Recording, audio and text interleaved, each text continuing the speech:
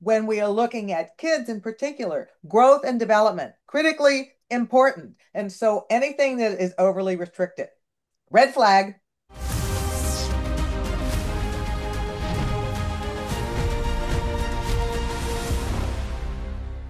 Leslie, welcome back to the podcast. I am so thrilled to be here, and we are going to get into my favorite thing, the things that tick me off every single day. And if you have time to say bye bye to the nonsense or just say no to the foe, there we are. Yeah.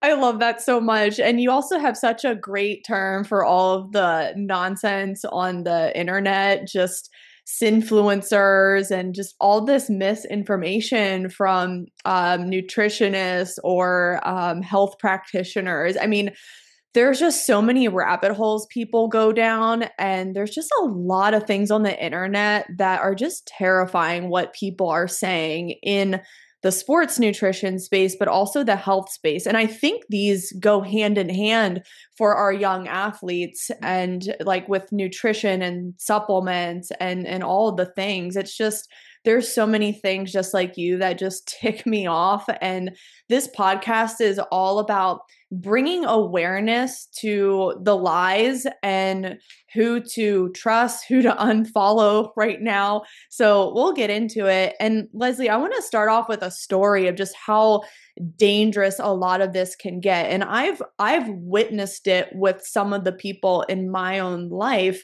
And I've had a friend recently go down a lot of health rabbit holes online, and she thinks she has to do all the detoxes and the parasite cleanses, and it's just so much, the candida cleanse and all. It's just weird stuff. And she's followed a lot of these influencers and she's done their protocols, and she's gotten worse as a result, but she still believes that it should be hard. She should have these crazy reactions during these protocols. And I'm like, that is not how it should work. And it's so terrifying for me to see her go like such a dark path. And I even had to call her out on it and be like, hey, girl, like, you just need to return back to basics. Just eat well, hydrate, get exercise, get sleep. You don't need to do all these like quote unquote biohacks or protocols, and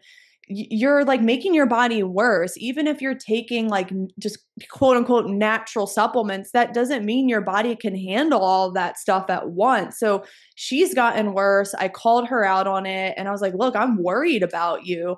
And she is ignoring me right now, but hopefully she comes around and realizes that what she's doing is very dangerous as she continues to get worse and her health declines. So, as a friend, I had to say something because no one else is, and I'm worried. But I see this happening in health, in teen sports nutrition, girls going down very dark paths with restricting calories and under eating. So maybe let's just get into what are some things on the internet that you are seeing that our teen athletes or sports parents are really falling prey to that is not good for them.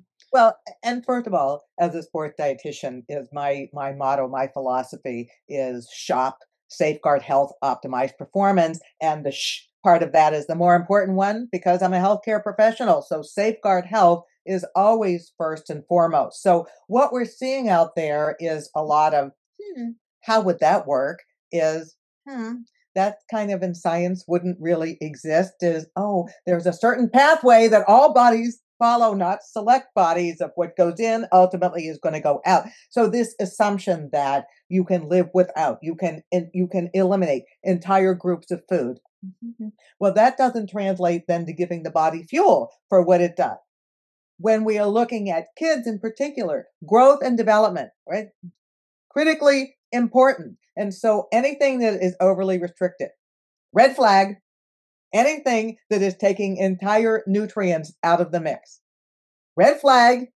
Anything that is saying, well, the food is secondary, but it's really more about the supplement, red flag. Or even from the standpoint of timing of the day, is you should only eat once a day. You should fast the majority of your day. Well, How would that work when your body is physically active? Or that what it is that we eat in our food supply can't possibly give our bodies what we need. Well, no, that's not the way that it works. Food is the substance, and we can't do without that. And we can't just supplement to the exclusion of all else. And we don't necessarily have to go to a special place as well. I'll only eat from Italy. Well, that's fine if you live there, but not so wonderful if you live in the United States. How would that work? And so, it's this attacking thing. So anytime we see attack or the 10 worst foods, delete, ticked off. Or, it's just the more preposterous it is. Detox. When I see that word, detox, colon blow, wrong, coffee enema. All right. That's right up there with that other list of things. And kind of this message of the limbo approach. How low can you go? Don't. When the primary message is that with a big X, don't, ticked off. Because none of that is going to help somebody safeguard their health and guarantee it will not have any positive impact on performance. Mm-hmm. Wow, we really started off with the bang there, Leslie, because you mentioned coffee enemas. This is going to be a crazy conversation.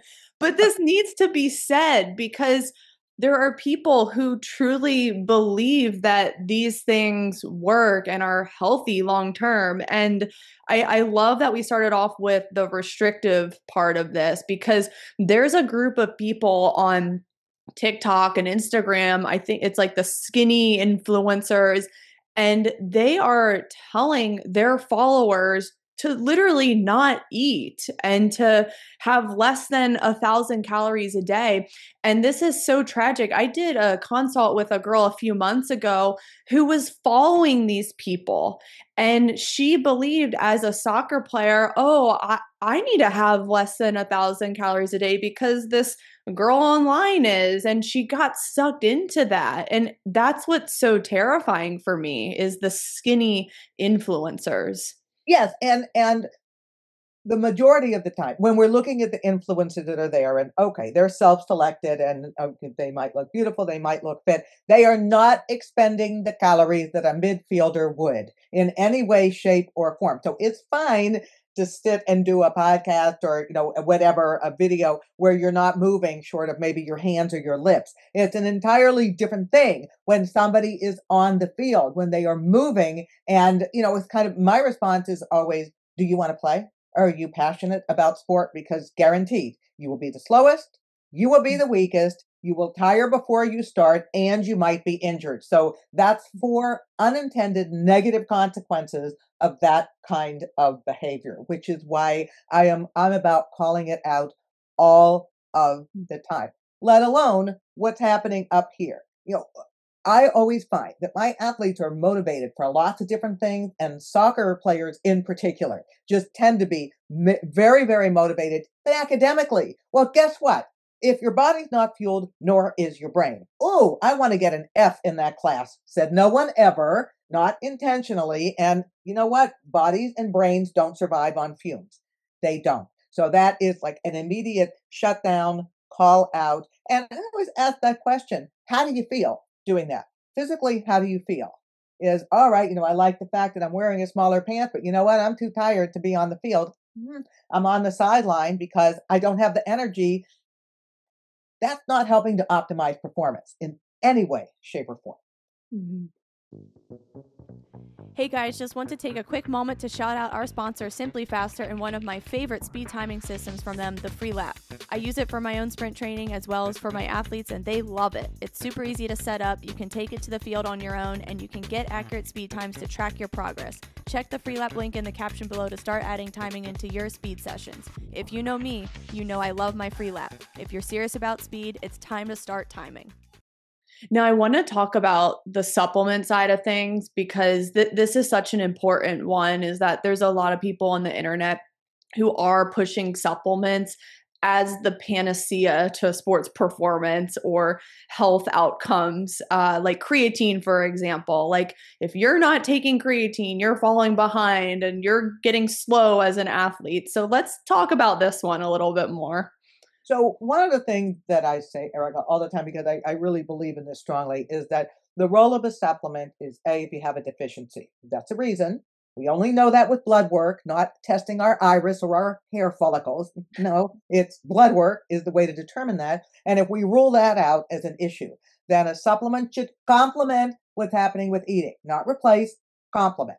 So creatine is a metabolite, meaning it's not a terrific source of protein. It isn't. It is composed of 3 amino acids. Our body makes creatine. The role of creatine is that for a very high intense short-term activity, lasting less than 30 seconds. All right.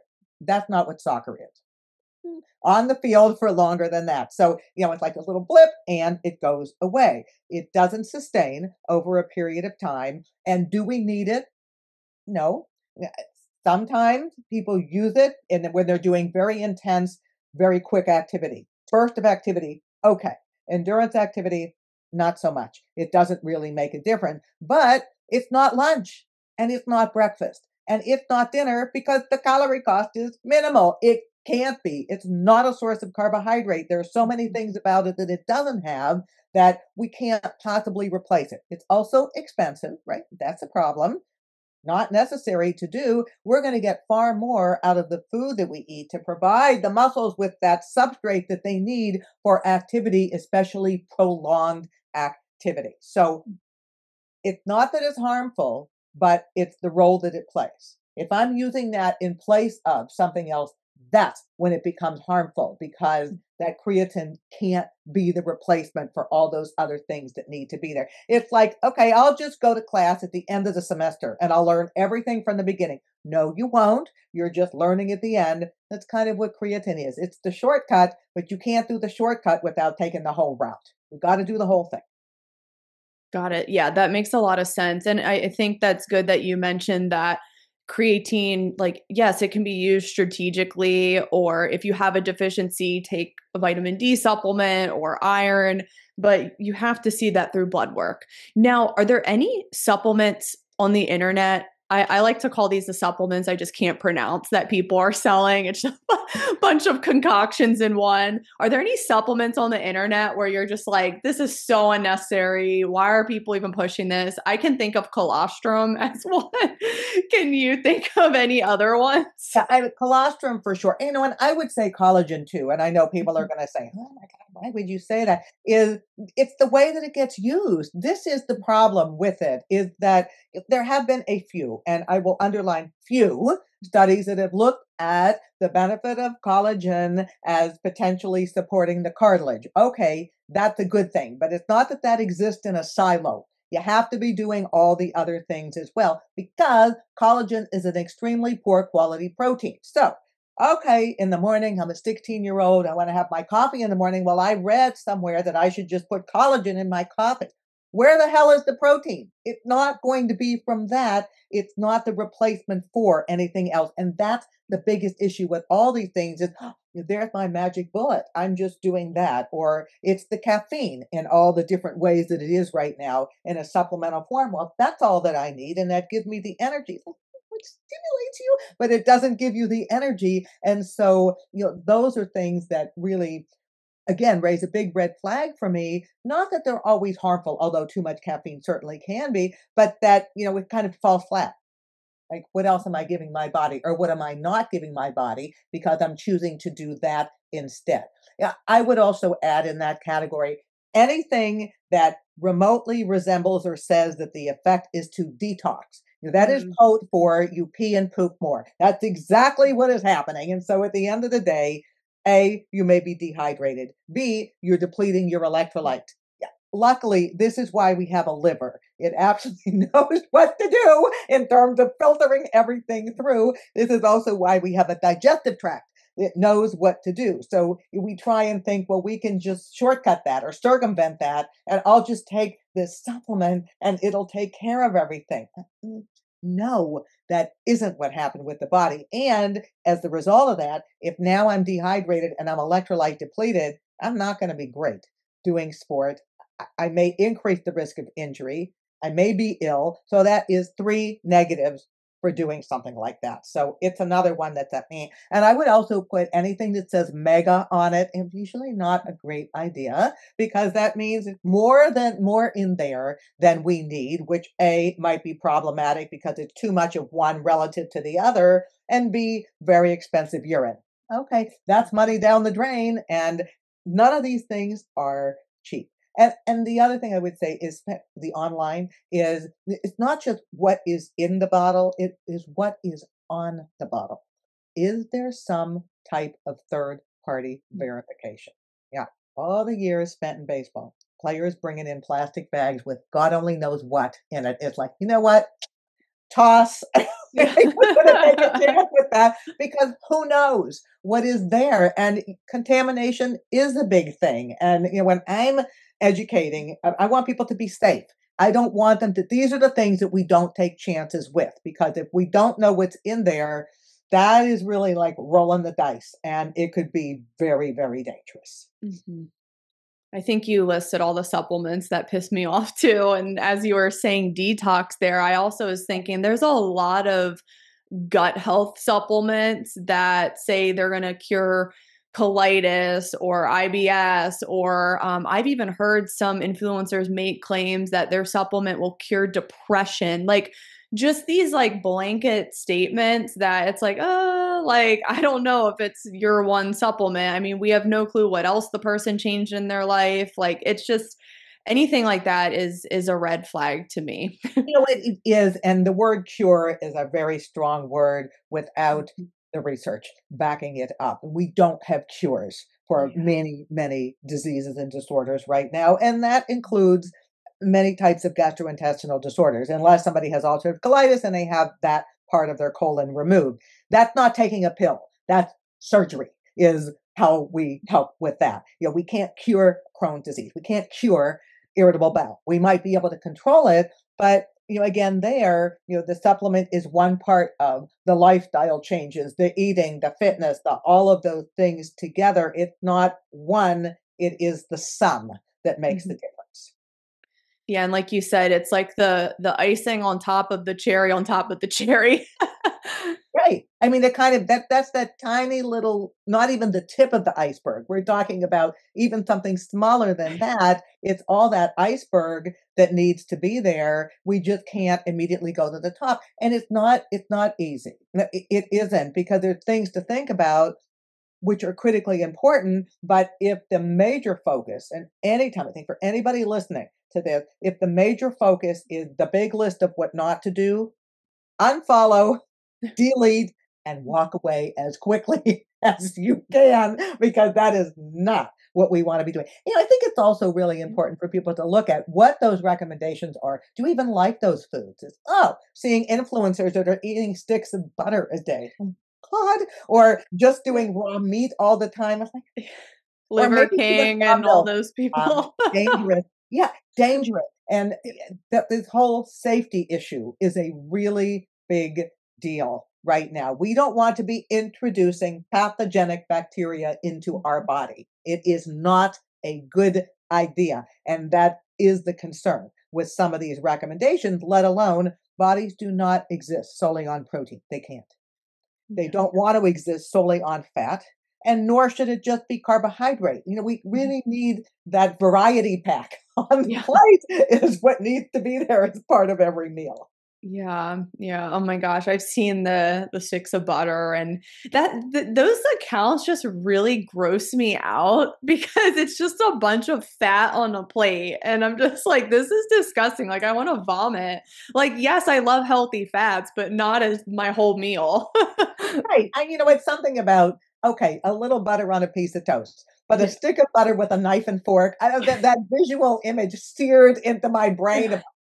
Or not even. Sometimes they don't even use a fork. They just bite off the stick of butter.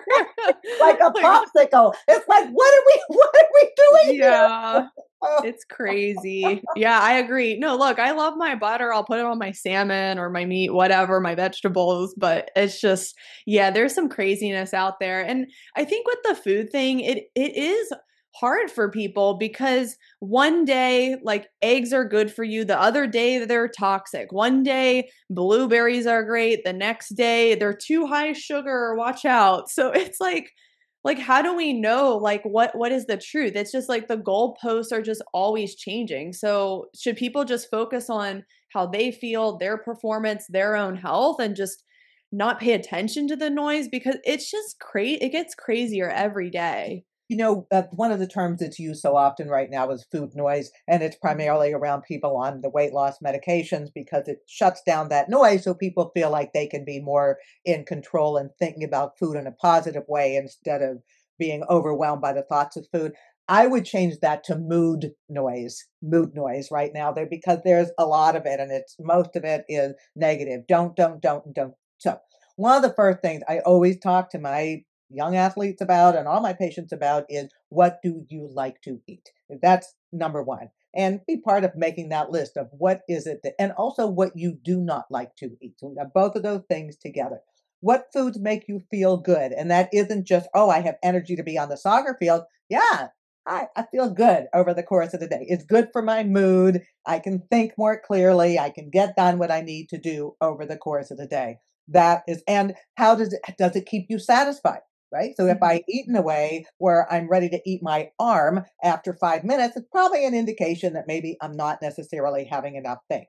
When we look at why recommendations keep changing, a lot of that is the science. This is the reason that things change. So yes, when I started in this field a million years ago, one of the recommendations was be careful with the amount of dietary cholesterol that you consume. That's what the science showed us at the time. However, more recent studies, more robust studies, larger studies have indicated that dietary cholesterol has a minimal impact on blood cholesterol levels. And so those recommendations have changed. And yes, it is okay to eat eggs as a great protein food. When we hear the attacking on fruit and vegetable, a lot of this comes from the environmental working group that is not science based.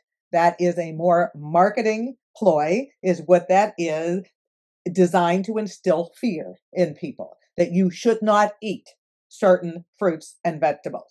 We don't eat enough as it is. Only 1 in 10 of us does. So we certainly don't need more recommendations about what to stay away from. And even if we look at potential risk of eating, and strawberries on the list this year, you would have to eat the equivalent of several pints of strawberries each and every day. And even then, we don't know that it would be a problem. And most of us aren't going to do that because we'd be spending all day in the toilet. So we're like, okay, that's not a realistic thing to do. And so I think when we look at those things, it's also, is that really just touting fear, or is that based upon the truth? Because oftentimes it isn't based upon the research. Or carbohydrates are bad. We'll look at every country of the world, right? They eat carbohydrate. They do. They eat rice, they eat pasta, they eat bread, tortilla, all those types of things. There really isn't any other country in the world that is minimizing their carbohydrates to the extent that people want to do here. And they're healthier. So I have both sides of that equation, not just what they're doing, but how are they thriving? And they are. So that's another thing that we need to be looking at. And I also think there's a tremendous amount of value in consulting with somebody who actually has expertise. There are a lot of people that claim to be nutrition experts. They don't have the expertise, and that is not the same thing. So working with a registered dietitian, all right, there's somebody who actually has looked at the science, who can translate that into something useful, customizable to that individual, so they're living in a land of yes instead of the land of no. And when I hear this about fruit, it makes me very sad at this time of the year, at least here in Western Pennsylvania. We finally have lots of fruit available that we don't have in January. And why should we feel bad about eating those? I will say that sometimes if people eat a lot of watermelon because it's hot outside and that feels delicious, then yeah, you spend a little time in the bathroom because when you eat fruit, it has fructose. That's the carbohydrate that is in fruit, and it can have a little bit of a laxation effect, making you need to go until your body adjusts to that quantity. But my God, what a wonderful, hydrating, delicious, cold food to have after 2 hours practice, right? I mean, that works really well. We did that with the Chiefs all the time. It's little push-up watermelon pops, those kinds of things. They love them. So, I would never, and because I've seen countless thousands of people over the 40 plus years of being a dietitian. I can't name one who gained weight because they ate too much fruit. At zero out of the thousands. That's only my observation, and I'm not the only one that would say that. So enough with this attacking and demonizing and vilifying of food. It just gets really, really old. It does. And yeah, it's really frustrating because I think people who don't need to eliminate stuff are eliminating certain food groups. But like you said, if they have an allergy to something, yeah, eliminate that. If it's a medical reason, or maybe you're autoimmune and you have crazy symptoms from something and you clearly know it's that, then don't eat that. But everyone else, it's like, have a balanced plate. Like, so. And that plate is going to be a different size. For some people, it might need to be more of a salad plate, and for others, it might need to be more a platter, depending upon energy expenditure over the day. So it is not one size fits all, and it isn't one choice fits all. But we need to be part of that decision-making process and thinking about the fact that we can't do without food. I mean, that's not the option, although granted, skinny talk and all these things. It's like, oh my God, what are we talking about? Humans haven't evolved to that level where we can live without food. It doesn't work that way. And so if we are going to be part of that decision-making process, don't we want to focus more on what I like to eat? What is around for me? What can I cook? What can I afford? I mean, all of those, I think, are critically important questions to ask. And really being able to assess that. Did I have some fruit and vegetable over the course of the day? Okay. Did I have some protein containing food? Did I eat something that's giving me an immediate energy source as the carbohydrate containing food, the grains, potatoes, etc.? Did I have some fat as important as a fuel substrate? And then the other thing is that even if we have some of those foods we don't want to eat, it's not just what you take away. What are you replacing it with? And I think one of the key examples of that is what's happening in the dairy food space. So if you take that away, what are you replacing it with? Because they're not comparable. It's not almond milk, because you don't milk an almond. It is an almond beverage or a plant-based beverage. That's what a lot of these things are. Yes, you can choose them, and they're right there on the shelf next to the dairy, but are they equivalent? They're not. So allergy, of course. Intolerance, yes, we have options. But otherwise, what are we doing here? We're paying more for something that's not giving us the same ROI. And that's the same thing with gluten. We have celiac disease, of course. That's the reason not to consume gluten-containing food. But for anybody else, why? Why? Right. Right. And one thing with the dairy I've just noticed with people is they'll just eliminate dairy because someone online said it's inflammatory and it will cause congestion. And I'm like, wait, what? Like, Yes. and sometimes I think when a person fully believes that, even though it's not physically happening to them, like they might start to get symptoms and just be so scared of dairy that they develop some sort of intolerance to it. And sometimes I think the fear of the food is worse than the food itself.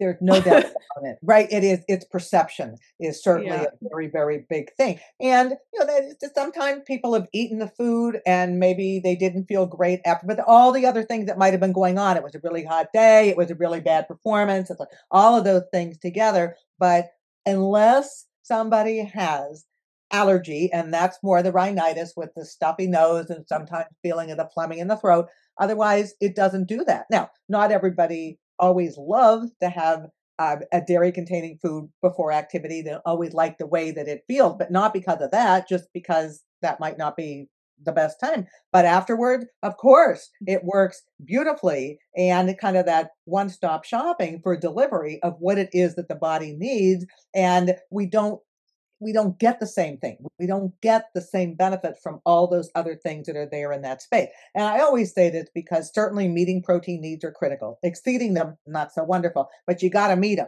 So, okay, dairy, almond milk. There's a big difference in the protein content between those. And if somebody says, but it's okay, I have my almond milk in my smoothie, but I'm not making up that protein in another way, then at the end of the day, ultimately, that's an impact on bone and muscle in a negative direction. So there we are. Back to the problem with this is not just I'm not using it, but oh, crap. Now I've increased my risk of injury because of what I'm not having in my diet anymore. And those are the things that absolutely work my last nerve because it is unconscionable recommendation. Mhm. That's a good point. Dairy is such a good way to get in quick protein and minerals too. And actually, before this, I had a bunch of cheese as a snack, and it's so satisfying too. So, guys, if you can do dairy and you're not allergic, do it. There's a lot of fear mongering around dairy on the internet, which I just really want to clear up. I think it's such an amazing snack, and a lot of our teenagers love like the string cheese sticks and all the cheese, like, they Or love like, it. I posted it the other day. It was like using a chocolate graham cracker. I whipped the cottage cheese with a little honey and grated orange, and then I put cherries on it. It was kind of like a deconstructed s'more, but Yep. the cottage cheese Yeah. really worked to provide creaminess, and there's no effort involved. And when it's hot outside, oh, let's eat hot foods. No. So it's cold because you keep dairy foods in the fridge, so it provides that cooling as well, and it's a great vehicle for pairing with produce. So, Yeah, it really is. Now, I want to talk about the whole idea of whole versus ultra processed foods. Now, look, I'm someone who probably has like quote unquote whole foods like 80% of the time. Like I'll do my meat and my produce, and I work from home, so I can cook a lot myself. But I recognize if I'm traveling or I'm on the road, if I have to go out to a restaurant, yeah, you bet I'm gonna go to Outback Steakhouse and eat the steak cooked in seed oils. You bet I'm gonna have like all of their ultra processed stuff because you have to get the calories in still. And I just don't want our girls to see all this messaging online. You gotta have whole foods all the time. You can't have convenience foods. But in reality, when they're at a tournament in the middle of nowhere, you really only have a Wawa or a Starbucks or a Chili's. So yeah, eat the seed oils, eat all the stuff. Like that's what pisses me off that girls fall into. They have to still get the calories in because that is better than like cutting out the convenience foods and getting nothing.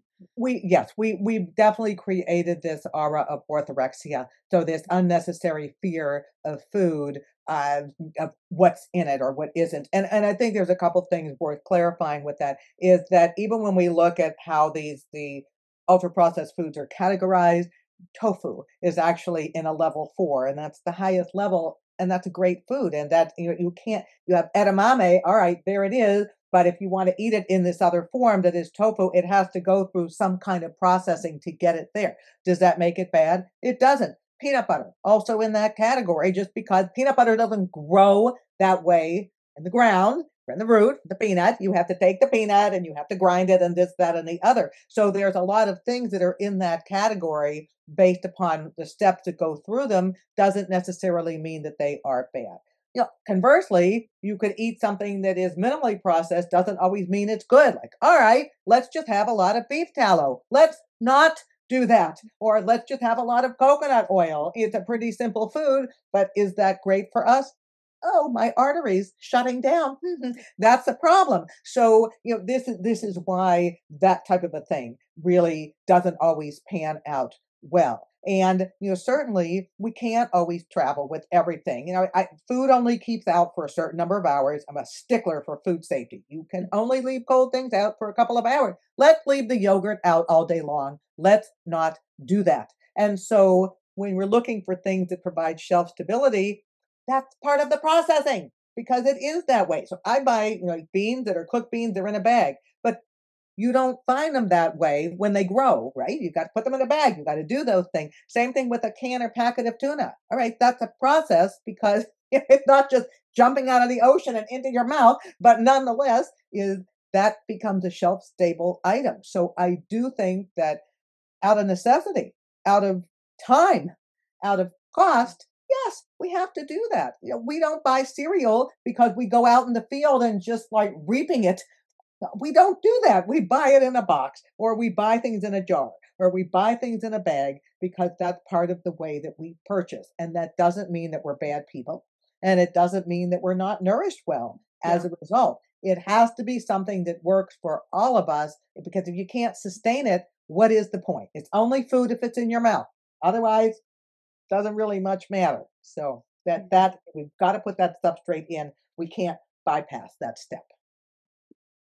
You see a lot of people online who like have all the time in the world. They work from home. They don't really have a job, or maybe they're just like a mom or whatever, and they can cook all the meals before the kids come home. And it's like good for them. Like, I'm glad you guys can have your pasture raised eggs with your homemade sourdough. Like, good for you. Like, I'm glad you're thriving. But like for the rest of us, like, it's like your life is not realistic to me, to a youth athlete, to a busy sports mom. So, like, if you can't do pasture raised eggs and you buy the freaking Costco egg bites that taste just as good, then that's great. Like, I have them on my busy coaching days because I don't have time to cook scrambled eggs unless I wake up a little bit earlier, which I don't want to do some days. And like you said, it's okay. Like, don't feel bad about it. It's like you can still be nourished on the go with faster foods. You can still get the macros essentially. Absolutely, you can. And whether it is, if you go into McDonald's, can you get a sandwich? You can. Can you get a yogurt? You can. Can you go into Chipotle and get produce? Yes, you can. The salad and the whatever you put on it, and some kind of a grain. One, two, three, and done. And you could do that at home, but it takes time, right? I got to cook the chicken. I got to chop the chicken. I got to open the beans. I got to drain the beans. And so we can replicate that, but what if we don't have the time in our day, or we're running all over the place, or we simply don't know how to cook, right? And not everybody comes with that skill to know how to put things together. It takes some talent, to assembly. Even if you're not doing from scratch, you have to be able to assemble like A, B, and C to get to that endpoint of D that you're looking for. Now, is there anything else you can think of in the sinfluencer space that just really bothers you and you think is just very dangerous for our young athletes and our parents need to be aware of? I do think I won't call out by name, but I do. There's a lot of these recommendations to try and oversimplify, given by non-registered dietitians, about everybody should have a gram of protein per pound body weight.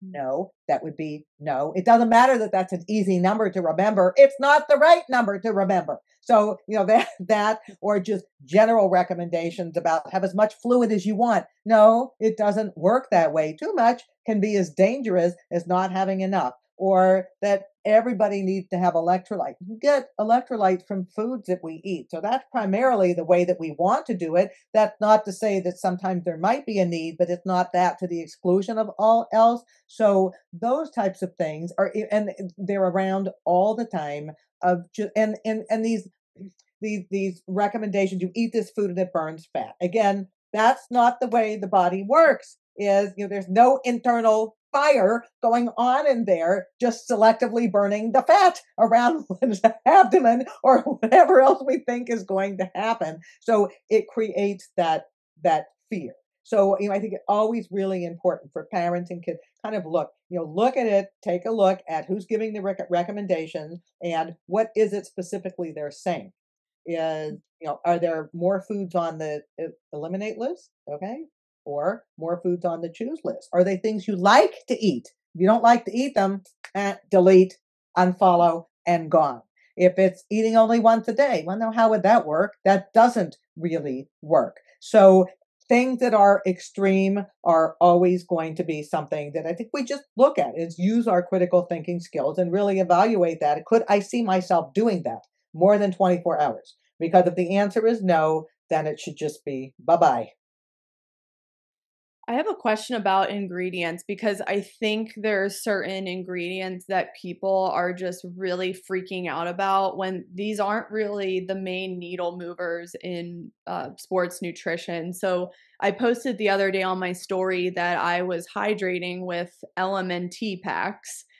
And a lot of people would say, oh, that's like a good electrolyte choice. But I had a mom DM me and be like, oh my gosh, I can't even do LMNT because it has like maltodextrose or something in it that, and I'm just like, I had to respond. And she said it was because she stopped doing it because apparently the ingredient worsens menopause symptoms. And I said, no. This is not the needle mover in your menopause symptoms. And again, the fear of the ingredient is worse than the ingredient. I can promise you that. Like, even look, I'm not a huge Gatorade fan myself, but if that's what's available at Torment, go at it. Like, I don't care. It can be a great hydration choice. But even the fear around the red dye and all that, it's like, I think we're just moving away from the basics we need to master, and we're getting caught up in just these small things that they just don't move the needle.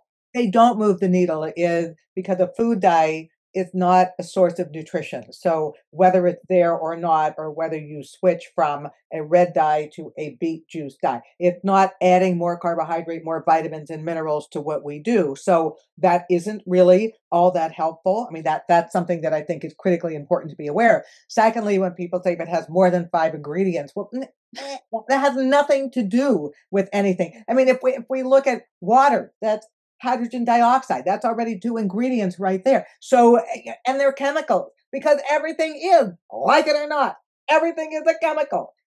Our bodies have hormones. So do animals. Naturally, it's in their muscles. We're not going to get away from those types of things. It just, again, creates unnecessary fear. If you can't pronounce it, don't eat it. All right, that's not an indicator of whether something's helpful or not. Carbohydrate has 4 syllables. That doesn't make it bad. It just does because that's the chemical that it is.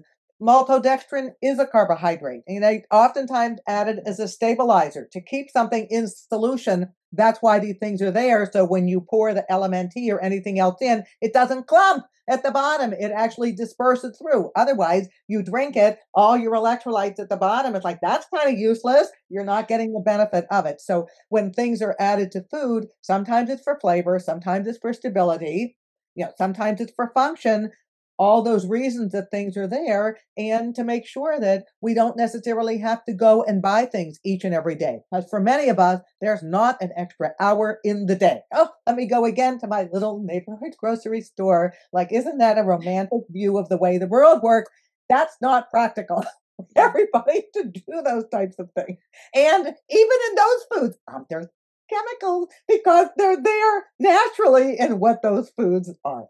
Mm-hmm. I was having a very interesting discussion with my husband about this. Like, what is true health?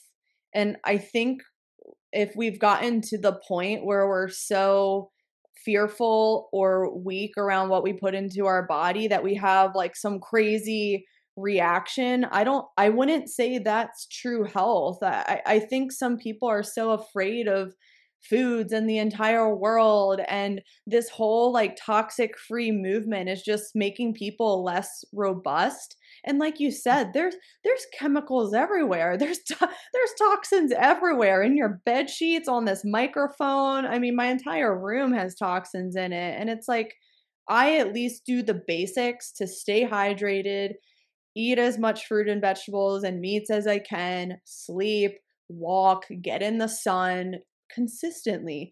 And then I am much more resilient to the toxins that come in contact with my skin or go into my body, because every food is processed to some degree with chemicals.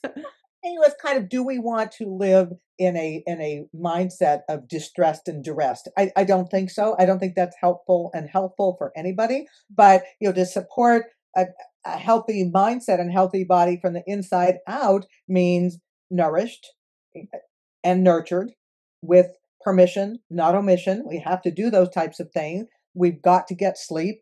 Yes, we do need to hydrate. Yes, we can be selective but not neglectful about the things we put on our plate. Yes, we need to move and to realize that it's not taking those steps away. Those steps are always there, and then maybe we complement that with something if indeed we have a reason to complement it, because there might be a deficiency. But taking a zinc lozenge alone, if we don't eat well, is not going to support a healthy immune system. Or just taking a probiotic when you sit on your ass all day long. Wrong. That's not the way that the body works. Wait, that's so true. Like, oh my gosh, I have so many people I know who like have a cabinet full of supplements and herbal remedies, but I'm like, girl, you drink strawberry daiquiris and alcohol all the time. Like, I don't know if like that's really helping, but okay, you do you. Right, and sometimes you just can't argue the point, and it's not worth it to argue the point, so we make the differences where we can, and I get it, is people want shortcuts, I get it. People don't wanna work hard, I understand that, and I'm not saying that it has to be a tedious effort, but a little bit of that attention to detail, as much as the attention time we put towards scrolling every day, maybe it's 10 minutes less of that and 10 minutes more to self-care would probably not be such a bad idea. There it is. There we go. Yeah, I think that's such a brilliant place to end. So I hope this conversation inspires you guys to just go on social media right now and just unfollow a bunch of people. I had to unfollow so many health podcasts because every week there was a contradiction. And I'm like, okay, the only truth I know is what makes me feel good and what I enjoy. So I'm just going to stop with these people altogether. So I encourage you guys to do that with, sports nutrition advice, health advice, like just have this like cleaning of your social media because you're just going to be so confused. And I think it also takes our athletes and parents listening out of their power. And they just question everything that they're doing. And they're just like outsourcing to these influencers and gurus that they think have their best interest in mind. Anything you want to end on? Yeah, and I would say at the end of the day, the influencers are all about the me, and this podcast is all about the we to help everybody live the best life that they can. Awesome. Well, Leslie, this was so much fun. Got a few laughs out of this one, but we're just here trying to spread the truth to you guys and help you sift through the food noise. So we hope this helped. And if you want to share this episode with someone who you feel really needs to hear this or who is going down a dark path following certain people, please share it with them. We just want to get the word out and just help as many people as possible. So thank you for listening, and I'll see you on the next episode.